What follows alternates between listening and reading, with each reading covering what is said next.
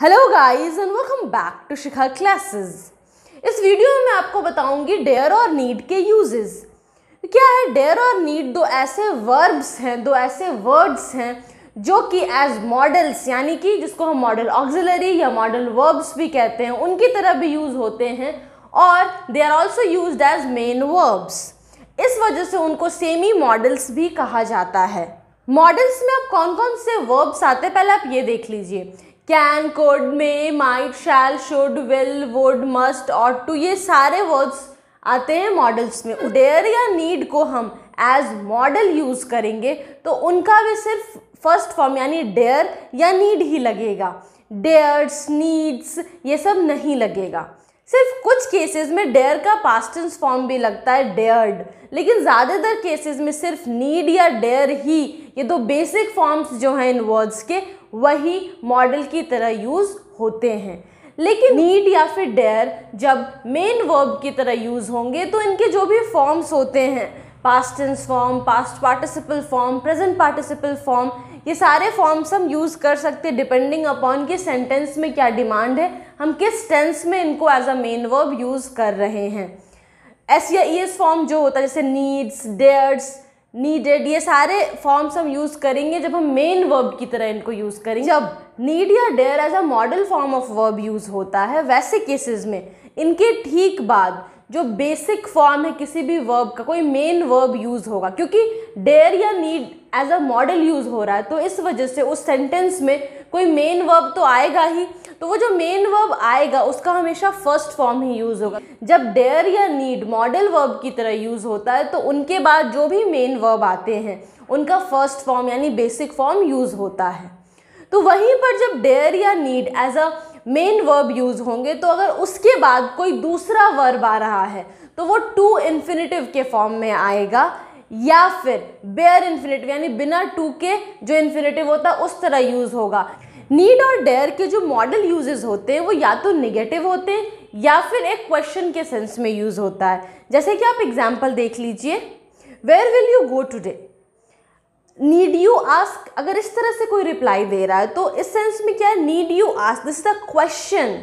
और चूंकि यहाँ पर need as a modal auxiliary use हो रहा है इस वजह से यहाँ पे डू, डज, डिड ये सारे वर्ड्स यूज नहीं हुए, क्योंकि मॉडल जब भी यूज होगा तो डू का कोई भी फॉर्म यूज नहीं होता है एज अ हेल्पिंग वर्ब, क्योंकि खुद ही यहाँ पर एक ऑक्सिलरी है, that is modal auxiliary. Need ही जो है वो सेंटेंस के स्टार्ट में आकर के क्वेश्चन सेंटेंस बना दिया है, need you ask, you need not ask this. तो यहाँ पे भी क्या एक निगेटिव सेंस है। और अगर किसी सेंटेंस में मान लीजिए नॉट वगैरह यूज नहीं हुआ है लेकिन need as a modal auxiliary use हुआ है तो आप अगर उस सेंटेंस को ध्यान से देखेंगे तो उसमें कोई ना कोई वर्ड ऐसा ज़रूर होगा जिससे कि एक निगेटिव सेंस पता चलता हो, जैसे कि only, never, hardly. For example, he need only ask and I will tell him. ये जो ओनली वर्ड है सिर्फ, ये थोड़ा या फिर हार्डली जो वर्ड होता है तो ये सारे एक निगेटिव सेंस को अप्रोच करते हैं। और आप देख रहे हैं कि सेंटेंस में जिस क्लॉज में नीड यूज़ हुआ है उसी क्लॉज में ओनली भी यूज़ हुआ है। तो ऐसा ही यूज़ होता है नीड का, या फिर डेयर भी ऐसे ही यूज़ होता है एज अ मॉडल ऑक्सिलरी, कि वो जिस सेंटेंस में होंगे या तो वो सेंटेंस निगेटिव होगा या तो वो सेंटेंस क्वेश्चन होगा, मीन्स इंटरोगेटिव सेंटेंस होगा, या फिर उस सेंटेंस में कुछ एक निगेटिव सेंस वाला वर्ड यूज होगा, ओनली, हार्डली, नेवर, इस टाइप का। तो वहीं पर जब नीड या डेयर मेन वर्ब की तरह यूज हो रहा है तो जो वर्ब के अलग अलग फॉर्म्स होते हैं उन सारे फॉर्म्स में हम नीड या डेयर को भी यूज कर सकते हैं। प्लस जब नीड या dare as a main verb use हो रहा है वैसे सेंटेंसेस में अगर हमको निगेटिव बनाना या फिर क्वेश्चन यानी इंट्रोगेटिव सेंटेंस बनाना है उस केस में हमको डू, डज या डिड, अगर दूसरा हेल्पिंग वर्ब है तब तो ठीक है, लेकिन अगर दूसरा हेल्पिंग वर्ब नहीं है तो हमको डू, डज या डिड यूज़ करना होगा। तो मेन वर्ब के साथ जब हमको इंट्रोगेटिव सेंटेंस या नेगेटिव सेंटेंस बनाना होता है तो हमको डू के डिफरेंट फॉर्म्स को यूज़ करना पड़ता है। आप एग्जाम्पल देख लीजिए, Sita doesn't need to know. यहाँ पे आप देखिए बहुत सारी चीज़ें जो मैंने अभी तक रूल्स बताए वो सब क्लियर है। जैसे यहाँ पे need as a main verb use हुआ और इस वजह से यहाँ पे डजंट यूज़ हुआ है, और नीड चूंकि मेन वर्ब की तरह यूज हुआ है तो उसके बाद जो दूसरा वर्ब था यानी KNOW, नो, उसके पहले टू लगा यानी टू इन्फिनेटिव के फॉर्म में दूसरा वर्ब यूज़ हुआ है। जो मैंने आपको पहले भी बतलाया था कि अगर डेयर या need as a main verb use हो रहा है और उसके बाद कोई दूसरा वर्ब भी यूज़ करना है उस सेंटेंस में, तो वो इन्फिनेटिव की तरह ही यूज़ होगा, या तो टू इन्फिनेटिव या फिर बेयर इन्फिनेटिव, यानी बिना टू वाला इन्फिनेटिव। दूसरा एग्जाम्पल है पॉल नीड्स टू नो। यहाँ पे नीड का फिफ्थ फॉर्म यूज़ हुआ है, नीड्स। फिर I don't dare to go there, यहाँ पे भी आप देख लीजिए डोंट भी यूज़ हुआ है क्योंकि dare as a main verb use हो रहा था, और जो बाद में गो यूज़ हुआ है दूसरा वर्ब, तो वो टू इन्फिनेटिव की फॉर्म में यूज़ हुआ है, to go there. Dare to be different, यहाँ पे भी डेयर जो है वो मेन वर्ब की तरह यूज़ हुआ है, इसलिए जो बी दूसरा वर्ब था वो एज अ इन्फिनेटिव यूज़ हुआ है टू के बाद। अब देखते हैं कि डेयर और नीड जब सेंटेंस में यूज़ होते हैं तो वो क्या क्या डिफरेंट मीनिंग्स को कन्वे कर सकते हैं। डेयर जब सेंटेंस में यूज़ होता है तो उसका एक सेंस ये होता है that you are challenging somebody, आप किसी को चैलेंज कर रहे हो, और ऐसे केसेस में डेयर को एक ऑब्जेक्ट चाहिए। आई डेयर यू मतलब हम तुमको चैलेंज करते हैं, तो dare as a main verb use हुआ था और इस वजह से इसके बाद एक ऑब्जेक्ट हमको चाहिए था, तो यू यहाँ पर ऑब्जेक्ट है, दूसरा कोई वर्ब ही नहीं है, इसलिए इन्फिनेटिव का तो कोई सवाल नहीं उठता। लेकिन अगर यहाँ पर हम ये कहते I dare you to hold this dangerous snake, मतलब हम तुमको चैलेंज करते, तो डेयर के बाद यू ऑब्जेक्ट की तरह यूज़ हुआ है। डेयर एक और मीनिंग को कन्वे कर सकता है, वो क्या है, टू बी ब्रेव एनफ और to be rude enough. She dares to go there again, ये भी हो सकता है, या फिर she dares go there again, मतलब टू गो यानी टू इन्फिनेटिव भी लग सकता है और बेयर इन्फिनेटिव यानी बिना टू वाला इन्फिनेटिव भी लग सकता है।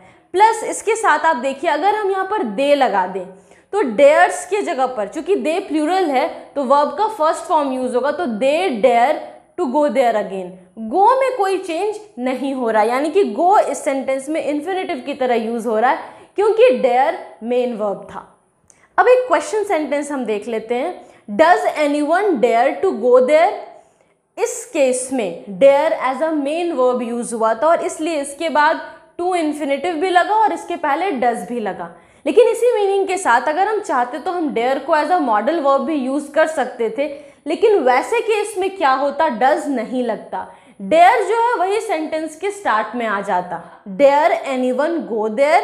तो यहाँ पे डेयर जो है वो मॉडल ऑक्सिलरी होता और गो जो होता वो मेन वर्ब होता। अब नीड का क्या क्या मीनिंग हो सकता है वो मैं आपको बतलाती हूँ। We do not need to spend much time on this project. इस केस में क्या है, we do not need to spend, तो नीड मेन वर्ब है, इसके पहले डू लगा है यानी हेल्पिंग वर्ब, और टू स्पेंड वो इन्फिनेटिव है। लेकिन अगर हम चूज करते कि नहीं इसी मीनिंग के साथ हम नीड को मॉडल की तरह यूज करें, तब सेंटेंस फॉर्मेशन क्या होता, we need not spend this much time on this project. तो यहाँ पे क्या है, स्पेंड मेन वर्ब हो गया और नीड जो है वो मॉडल ऑक्सिलरी बन गया। हम कभी कभी नीड को ऐसे फॉर्म्स में भी यूज करते हैं, need not plus have plus V3। ये कब यूज करते हैं, जब हमको ये कहना हो कि कोई इवेंट है जो पास्ट में हो गया बट वो काम की जरूरत नहीं थी, वो होने की जरूरत नहीं थी। For example, you need not have waited for me, आपको मेरी वेट करने की जरूरत नहीं थी। तो यहाँ पे नीड नॉट यानी need as a modal verb use हुआ है। या फिर दूसरा एग्जाम्पल हो सकता है, there are only 2 people in this room, you need not have bought this much food, आपको इतने खाने खरीदने की ज़रूरत नहीं थी। इस तरह से भी हम नीड का एज अ मॉडल वर्ब, लेकिन यहाँ पर जो एग्जाम्पल्स आप देख रहे हो वो मॉडल वर्ब की तरह यूज़ हुआ है। एक और एग्जाम्पल देखते हैं, यूजुअली हम लोग क्या करते हैं, नीडेड यूज़ नहीं करते हैं। अगर मान लीजिए हमको निगेटिव सेंस कन्वे करना है तो हम डिड नॉट लगा देते हैं उसके साथ। जैसे कि आप एक एग्जाम्पल देख लीजिए, I did not need to buy this much books, लेकिन यहाँ पे नीड जो है वो as a main verb use हुआ और इस वजह से आप देख रहे हैं कि नीड के पहले डिड हेल्पिंग वर्ब भी लगा है और नीड के बाद जो एक और वर्ब बाई यूज हुआ था वो as a to infinitive use हुआ है, टू बाई। अब कुछ और एग्जाम्पल्स देख लेते हैं जिसमें मैं एक तरफ आपको वही सेंस वही मीनिंग के साथ एक तरफ डेयर या नीड का मॉडल यूज बतलाऊंगी और एक तरफ डेयर और नीड का मेन वर्ब जैसा यूज बतलाऊंगी। Needed to be so dark in here, और इसी मीनिंग के साथ इसका मतलब क्या है कि क्या अंदर इतने अंधेरे होने की ज़रूरत है। इसी मीनिंग के साथ अगर मेन वर्ब यूज करेंगे तब क्या होगा? Does it need to be so dark in here? You need not mention this, you don't need to mention this. Same meaning, just uses are different. एक में वो मॉडल की तरह यूज हुआ है और दूसरे में वही need as a main verb use हुआ है। सो गाइज, होप आपको डेयर, नीड दोनों के मीनिंग्स वो कैसे यूज़ होते हैं, कैसे वो मॉडल की तरह यूज़ होते हैं और कैसे वो मेन वर्ब की तरह यूज़ होते हैं, अच्छे से क्लियर हो गया हो। फिर भी अगर आपको कोई भी कॉन्फ्यूज़न है, feel free to mention it in the comment box below. और मैं एक काम करूँगी, मैं एक अगला वीडियो बनाऊँगी जिसमें कि आपको कुछ क्वेश्चंस दूंगी, अराउंड 10 to 15 क्वेश्चंस, और आपको ऑप्शंस दूंगी और आपको उसमें से चूज करके भरना होगा कि यहाँ पे नीड या डेयर का मॉडल फॉर्म यूज होगा या फिर मेन वर्ब फॉर्म यूज होगा या फिर दोनों में से कोई भी यूज करना सही होगा। See in the next video with a new content. Till then keep smiling, have wonderful days. और वीडियो पसंद आया हो तो लाइक करना मत भूलिएगा और चैनल को सब्सक्राइब नहीं किया हो तो सब्सक्राइब कीजिए, बगल के बेल आइकन को प्रेस कीजिए ताकि जैसे ही कोई नया वीडियो डालूं आपको सबसे पहले नोटिफिकेशन मिल जाए। Thank you.